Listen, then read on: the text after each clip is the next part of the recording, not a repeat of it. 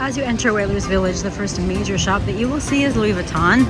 Always a fan favorite for people coming to Maui.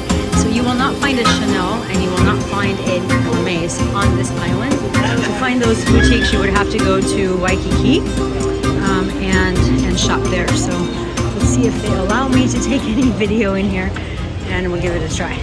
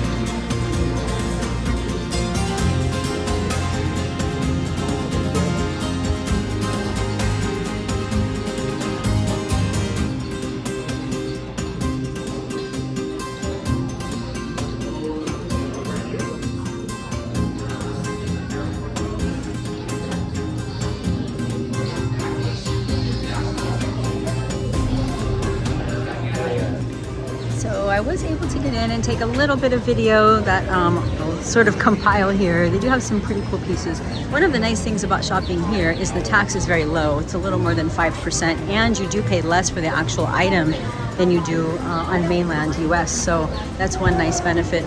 So there are a lot of other places here that I actually really like. I used to get clothes for my daughter when she was little at both of these stores. So Hakiki and Kaialoha, both of these places have pretty cool things for kids. And if you look on this side, you'll see there's a lotto place. So pretty. It's nice in the evening, and then they have, of course, Lululemon and Lily Pulitzer. And then here is a sneaker and kind of flip-flops, flojo kind of shop. And you'll see some dining places. There's a place that wasn't here when I was here last time, which is Alex and Annie. Kind of nice to see some new fresh blood here, I guess, so to speak. Some of these little boutiques actually have really cute things that I'll generally go in when I'm here. Of course, Tourneau for watches and some other jewelry, but mostly watches. And it's actually some really beautiful things.